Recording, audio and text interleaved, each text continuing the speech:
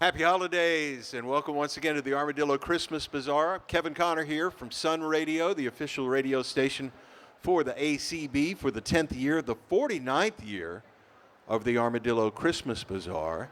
And right now we're talking to Nancy Coplin. Nancy is the talent buyer for the Armadillo Christmas Bazaar. Good to see you, my friend. Hey, Kevin. We have known each other for a long time, but I have a few time. questions for you that I don't know the answer to. What is Okay. your hometown? I grew up in Dallas. In Dallas? Yes. When did you come to Austin? Well, I moved in 1978 from Dallas to New Orleans. Okay. And I lived there for 5 years, and then I moved to Austin. I had gone to the UT briefly, and this seemed to be the place to be. Right. Were you able to get to the Armadillo World Headquarters? Only once. I came to Right. visit my brothers when they were in school, Yeah. and we went. Did they stay here in Austin? No, one of them just recently moved back to Dallas from Chicago, and the other one is in Pawtucket, Rhode Island. Oh, really? Yes, Wow. they're so, twins. but you got here and you stayed. I did. Yeah. And you have made a life in the music community here. I've been here 41 years. I came in 1983. Yeah. You mean I was here before you? That seems Well, almost impossible. I was here at school in '66, so Oh, okay. that was All my right. first foray to Austin. Yeah. But I wasn't really involved in the music community like I am now. And you've done so much in the music community, working with bands, did the music at the airport. You and I were both on the Austin Music Commission at different times. And then you started working with the Armadillo Christmas Bazaar. Do you remember what year that was that you started It booking was, the bands I here? think, about 1988. It's been 35 years. Wow, really? I know. So what is your criteria for booking a band to play at the Armadillo Christmas Bazaar? Well, first of all, when I first started booking, I just kind of did the booking. Now we have a committee of our knowledgeable producers that help make suggestions on people to bring in. But basically, we'll meet up and we'll have a meeting on our, what I like to call our regulars that we invite back every year, like Marsha Ball and Ray Wiley Hubbard, who won't be playing this year because he's having knee replacement surgery. Oh, And Shiny Ribs, and we can get them because we love having them. sure. So we go through that and we kind of look at the dates that we feel will be good fits for them. And then we go back to our second tier of people. We could go to our must-haves first, and then our, boy, we'd like to have these guys back. And then we'll plug in some new acts. Right. And so that's kind of how it works.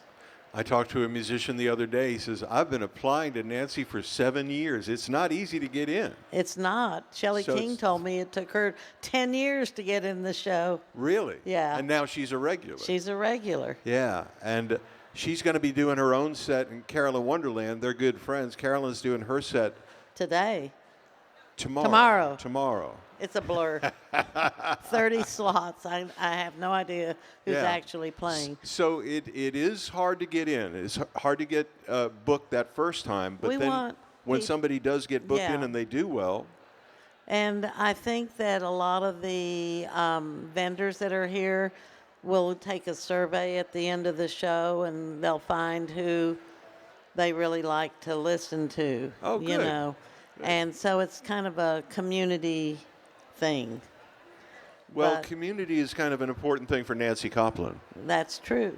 Yeah. That's true. I want to talk about home for just a second. Oh, good. Thank you. Housing opportunities for musicians and entertainers. Is that correct? That's correct. Okay. It started with one person, Miss Lavelle White. and she was having trouble paying her rent, right? She moved back to Austin from, she was living with a cousin or a nephew in Louisiana, and he passed away, and she didn't have any place to be. So she came back here, but she didn't have gigs or a place to stay. So Nancy Fly, who was managing her at the time, sent out an email, help, help, we need to find Lavelle a place. And we had a meeting of women in the music community, both business people and players, musicians, and we all sat around Marsha Ball's kitchen table, and we came up with a plan to have a show so that we could raise money to get Miss Lavelle in a place. And Marcia Ball found her a place, and the rest is history. We took care of her for 10 years, maybe 11. Now she's in a nursing home at 95, Wow. and so She's pretty frisky, though. she's still frisky. I just saw her last week, and she's hard to keep up with. We were having our picture taken together a few years ago at Sun Radio, and I said, Miss Lavelle, your hand is on my butt. And she said, I know. Well, but Home has become an organization now, a nonprofit organization. We are now a 501c3. And you're helping other artists who are having challenges in staying housed. 28 clients. 28, wow. 28. And we have in our budget for next year to hopefully add 10 more clients. And how do you fund that kind of thing? Well, a lot of it's word of, how do we fund it? Well, donations. Right. They can go to www.homeaustin.org, or we do events and we apply for grants, and we work really hard to raise money. So that's kind of our mainstay right now. It's challenging. It is challenging. Your organization and mine, I was told, are one or two of 600 nonprofits just in Austin. Oh, I'm not surprised, and probably half of those are music related too. A lot of them are. Yeah. Okay, well, we're going to get set up for the first artist of the whole Armadillo, as you know, young Jack Barksdale. Yeah. And of all of the people playing, let's see, there's 10 days, 30 acts over the next 10 days. Yes. What is the one that Nancy Coplin absolutely cannot miss? Oh, that's not a fair question. They're all so good. I would like to say, well, of course, Jack, to me, is one of my favorites, but I would say, because I'm working with the Happy Land Band, Happy Land Band. Making their debut tomorrow evening, Sunday evening here. And I love Midnight Snack with Ty Austin, Miggy Miller, and Zach Morgan.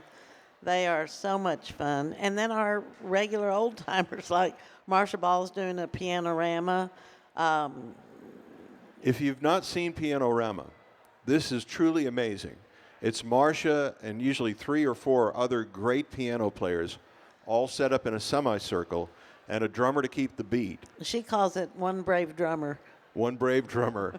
and they all play together, and it is jaw-droppingly awesome. It is. What they do. Awesome in the old-fashioned sense of the word. You're just filled with awe about how great it is. It is. It's wonderful. But Happy Land is kind of an Austin supergroup. It's Kimmy Rhodes and Johnny Gowdy and Gabriel Rhodes and Sean Pander and John Shipman and all these great musicians. And Louis Rhodes and Harmony Kelly. Oh, Harmony Kelly is an amazing artist. She's a great bass player.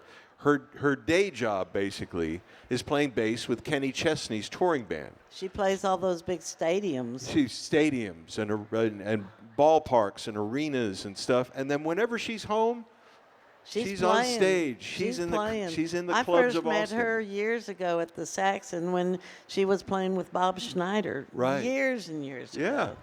Yeah. What a great band. Yeah. So they'll be making their Armadillo Christmas Bazaar, debut. That's correct. Sunday evening at 7 o'clock. Yeah. And then Monday, they've got a gig at the Saxon early, too. Oh, yeah. So, and giving them a plug. real quick, 2 of your regulars, Christine Albert and Chris Gage. Oh, yes. Let's talk about them. This is real important, and this will be on the last day, on Monday the 23rd in the afternoon. Right. It's going to be different. Now, they always play on the last day, but it's different this year. Well, Chris has had a big setback with his health. He has cancer, and he also had a series of heart attacks. Wow. So he is recovering and getting treatment, but they are not scheduled to play. Our producers came up with a great idea of doing a tribute to them. So we're going to have friends of Albert and Gage. And of course, you know Christine as well as I do. As soon as I told her about it, she started calling all the band members and organizing the whole thing. I was planning on doing it. I said, you don't have to do this. You need to rest. But some of the other performers, like Ben Jones of Beat Root Revival, who plays Right. with Chris Gage a lot. Right.